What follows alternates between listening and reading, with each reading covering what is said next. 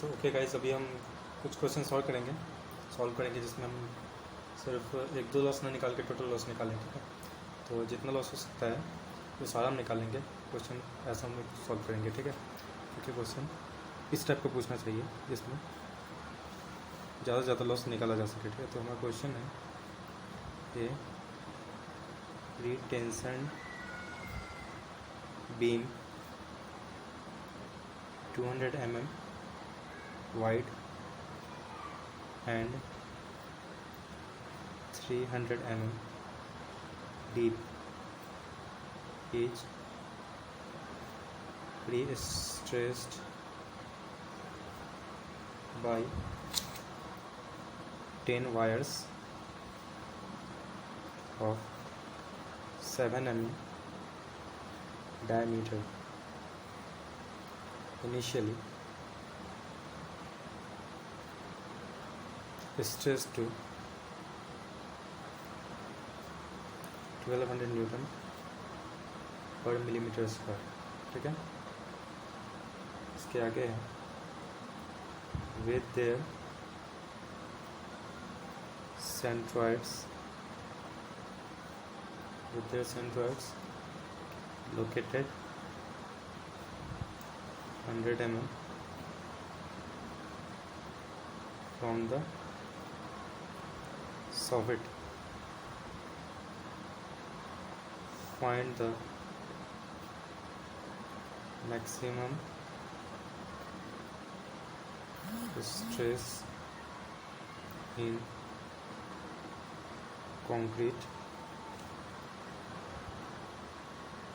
immediately after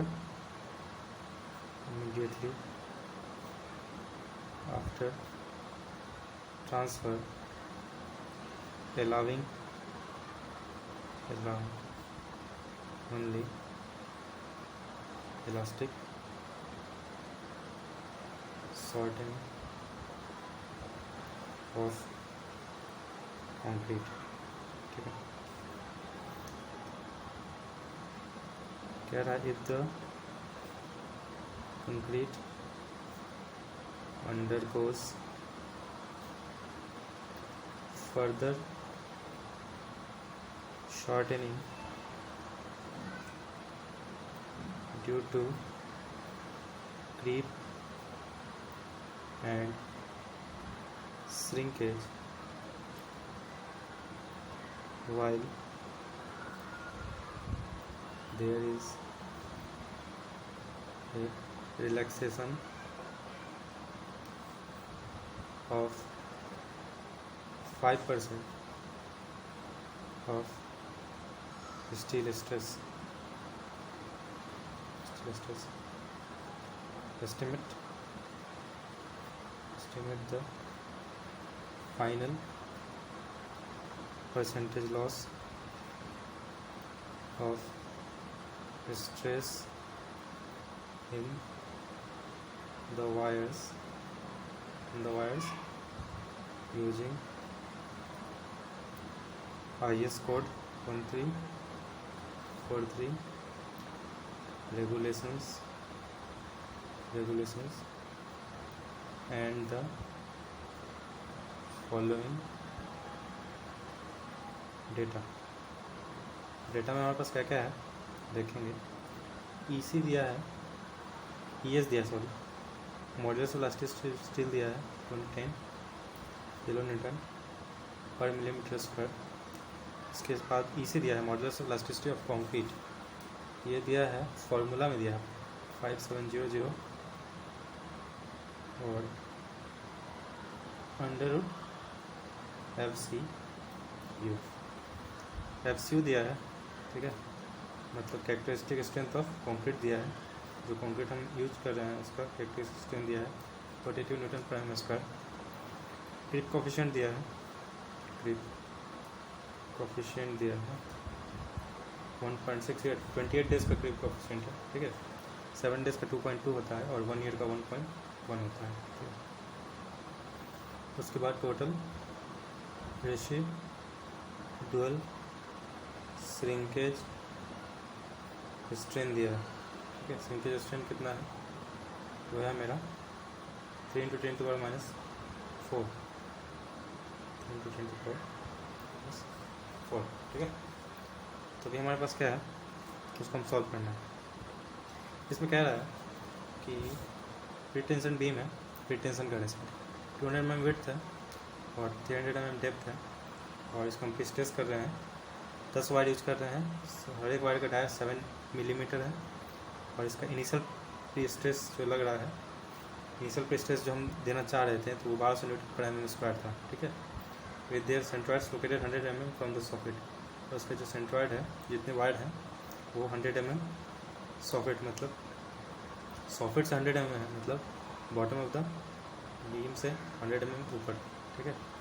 तो eccentricity 50 होगा क्योंकि 300 mm का टोटल डेप्थ है, तो 150 mm का क्या होगा, 150 mm पे सी लाई करेगा और 100, तो 50 हो गया मेरा इसेंट्रिसिटी। कह रहा find the maximum stress in concrete immediately after transfer allowing only elastic shortening of concrete. कह रहा है कि इसमें मैक्सिमम स्ट्रेस कितना था कॉन्क्रीट में, जस्ट हम ट्रांसफ़र किए 1200 Nm², और उसके बाद क्या हुआ, इलास्टिक शॉर्टनिंग हो गया, तो उसके बाद हमारा उसमें स्ट्रेस कितना था वो हमको निकालना है, ठीक है। तो हम निकालेंगे और कंक्रीट में निकालना है, कंक्रीट में निकालेंगे, ठीक है।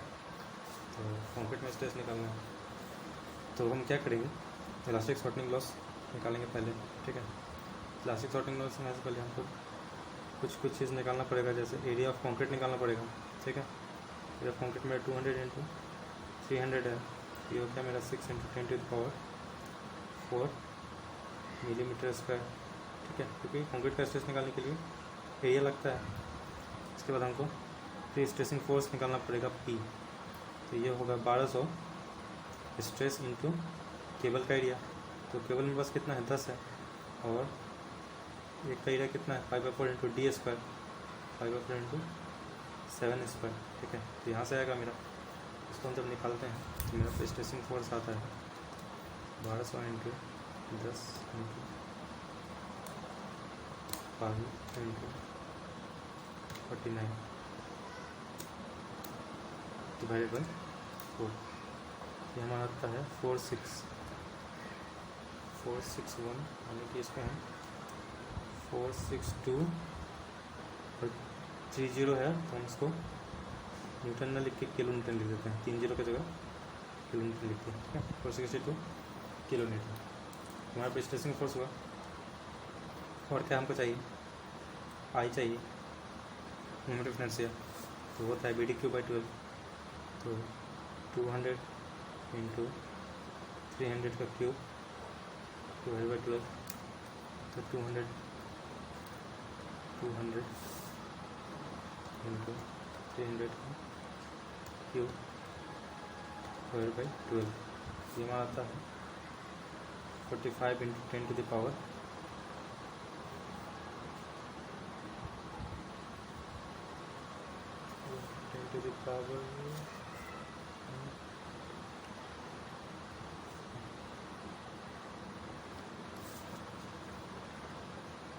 हमारा 7 आता है 10⁻⁷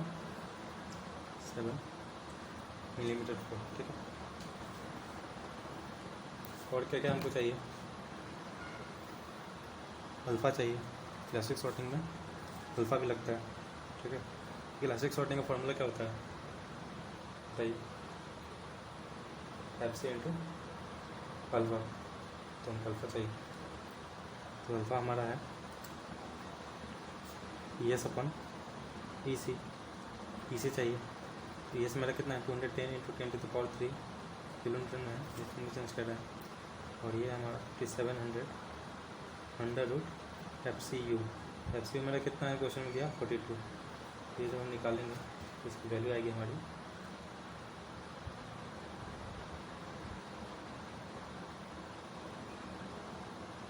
ये आता है 210 × 10⁻³ नीचे आता है 36.9 × 10⁻³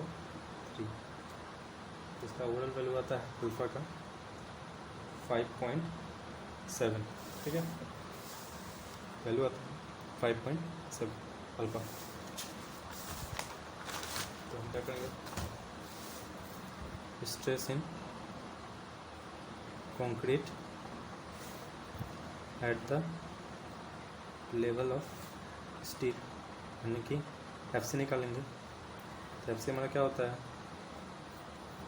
P upon a direct compressive force, compressive pre stressing force plus movement का bending pre stress, P upon Z, यानी कि Z equal to I upon Y. Y हमारा कितना के बराबर, तो ये हमारा हो गया पी। तो पी हम पहले निकाल चुके हैं, पी मेरा आया है,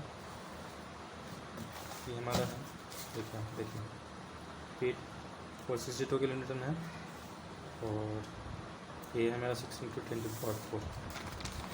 ये है मेरा 462 × 10⁻³ और 6 × 10⁴ प्लस फिर से पी हम लिखेंगे 462 × 10⁻³ ई हमारा 50 × 50। आई हमारा कितना है 45 × 10⁻⁷। तो इससे हमारा जो वैल्यू आएगा 462 × 10⁻³ डिवाइडेड बाई 6 × 10⁻⁴ जाता है 7.7 प्लस फिर से 462 × 10⁻³ × 50 डिवाइडेड बाई 45 × 10⁻⁷। ये 2.56 आता है वैल्यू, 2.566 आता है। इसको ऐड कर देंगे, इसका वैल्यू आ जाएगा 10.3 Nm²। एफ सी हमारा आ गया। तो loss due to elastic shortening, सिर्फ इलास्टिक शॉर्टनिंग का लॉस कितना होगा, क्योंकि यही अलाउ कर रहे हैं। तो ये होगा मेरा अल्फ़ा इंटू एफ सी होता है। अल्फ़ा मेरा 5.7 है इंटू 10⁻⁴। तो 10.3 इंटू 5.7 58.7 न्यूटन पर mm² का इलास्टिक शॉर्टिंग लॉस हुआ। और इनिशियल स्ट्रेस कितना था मेरा, इनिशियल स्ट्रेस 1200 था न्यूटन पर mm²। तो स्ट्रेस कितना बचा और फोर्स कितना बचा, तो हम लिख देंगे pre stressing force after allowing elastic shortening of concrete, मतलब कंक्रीट का इलास्टिक शॉर्टिंग अलाउ कर रहे हैं। तो स्ट्रेसिंग फोर्स मेरा कितना बचा है, तो ये दोनों को स्ट्रेस माइनस करेंगे 10.7 into area of wire, wire कितना है 10 है इंटू π/4 इंटू 7 का स्क्वायर, ठीक है। तो इसकी वैल्यू हमारी आती है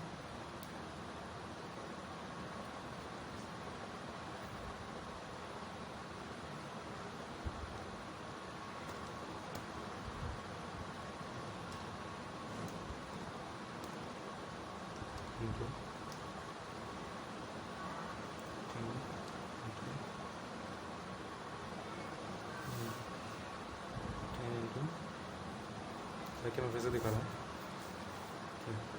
1200 माइनस 58.7 कितना मल्टीप्लाई कर रहे हैं, शिफ्ट 5 इंटू 10 इंटू 7 का स्क्वायर 14 है, ठीक है, 9 डिवाइडेड बाई 4। तो ये हमारा आता है 439, इसको हम 440 लिख सकते हैं। और ये है 439 के बाद 1 2 3 डेसिमल प्लेस है इंटू 10⁻³ इसको हम डायरेक्ट किलो न्यूटन में लिख देते हैं, क्योंकि ये फोर्स तो 440 किलो न्यूटन।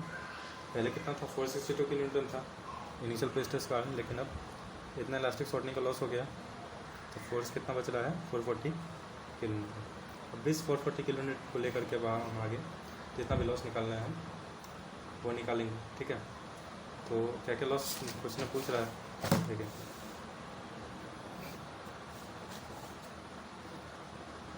क्वेश्चन में पूछ रहा है लॉस, एक तो लॉस पूछ रहा है मेरा कि अगर इसको फर्दर हम शॉर्टनिंग के लिए छोड़ते हैं, मतलब क्रीप और श्रिंकेज के कारण शॉर्टनिंग होगा तो लॉस होगा, क्रीप और श्रिंकेज लॉस निकालेंगे, रिलैक्सेशन ऑफ स्टील का लॉस निकालेंगे। तो फाइनल मेरा कितना वायर में स्ट्रेस बचेगा वो हमको निकालना।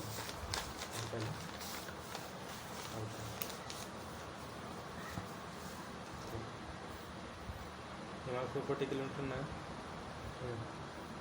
तो फिर से हम निकालेंगे stress in concrete at the level of steel.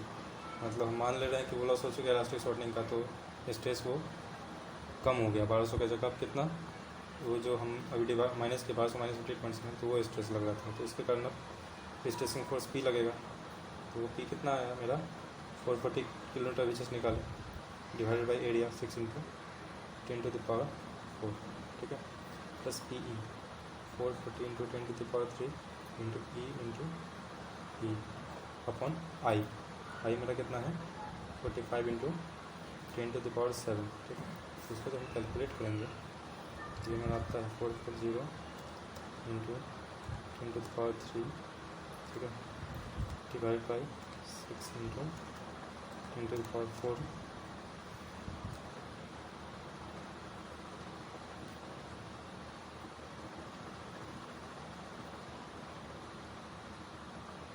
Seven three three आ रहा है 733, ठीक है। गलत है क्या, पावर को मैं यहाँ पे काम अलग करता हूँ, 54 डिवाइड बाई 6 होता है मेरा 7.8,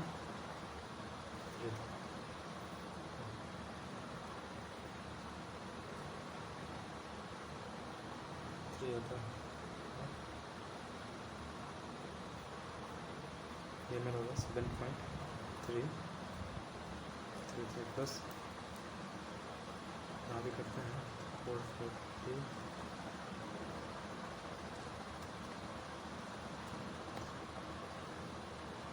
3 इंटू 50 इंटू 50, तो कुछ ऐसा आ रहा है, इसको डिवाइड करना है 55 into 10 to the power 7, value 2.44 आता है,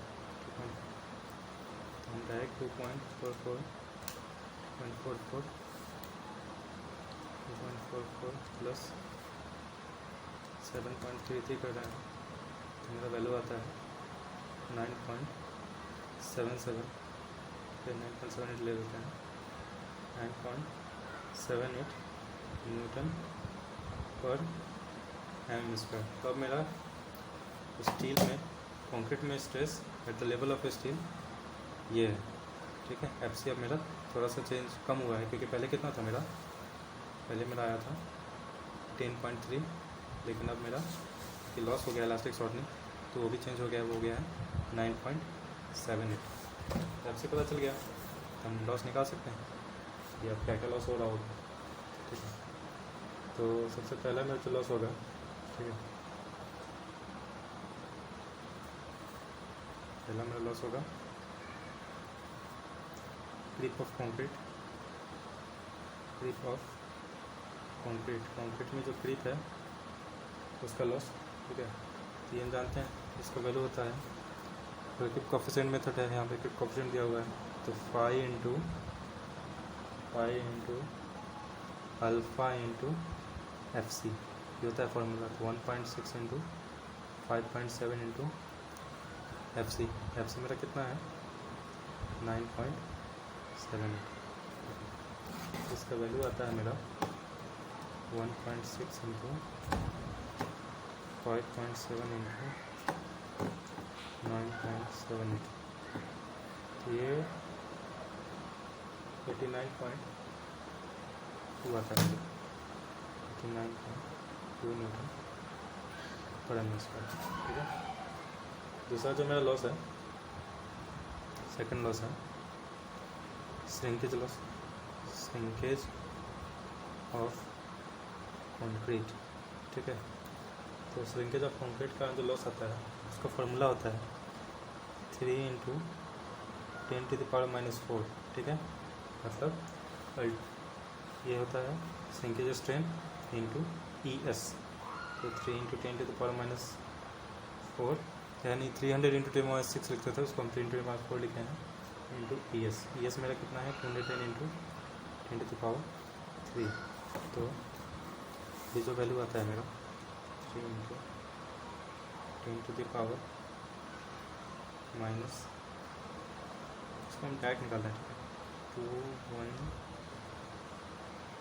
21 × 3 ये होगा वैल्यू, क्योंकि ये 4 पावर और -4 पावर ये खत्म हो गया, तो 21 × 3 ये होता है मेरा 63 न्यूटन पर एम स्क्वायर। एक और लॉस क्या है मेरा, relaxation of stress in steel. ठीक है, स्टील में स्ट्रेस रिलैक्सेशन का लॉस कितना कह रहा है 5% ऑफ जो भी मेरा स्ट्रेस है, तो 5% ऑफ मेरा यहाँ पे कितना लेंगे 5% ऑफ 1200। ठीक है, ये पहले ही हो चुका होगा, तो इसको हम 1200 ले रहे हैं, इसको हम वो माइनस नहीं कर रहे हैं इलास्टिक शॉर्ट से, कि उससे पहले ये रिलैक्सेशन हो चुका है। तो इसकी वैल्यू आएगी मेरी 60 न्यूटन पर स्क्वायर। ठीक है, अब क्या करेंगे हम,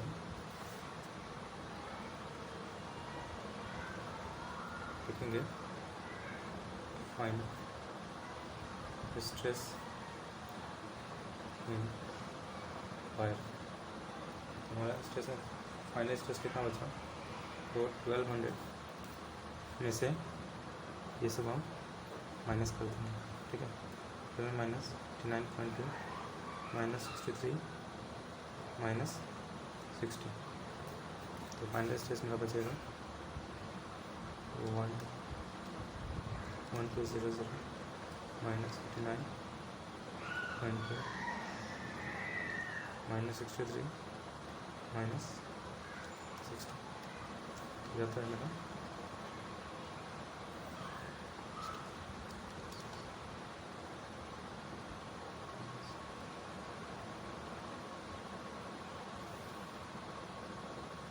इसमें एक लॉस हमको माइनस करना है, क्योंकि हम इसको छोड़ दिए, क्योंकि 1200 से माइनस कर रहे हैं, तो वो हम इलास्टिक शॉर्टिंग वाला छोड़ दिए, तो इलास्टिक शॉर्टिंग वाला हम माइनस कर सकते हैं।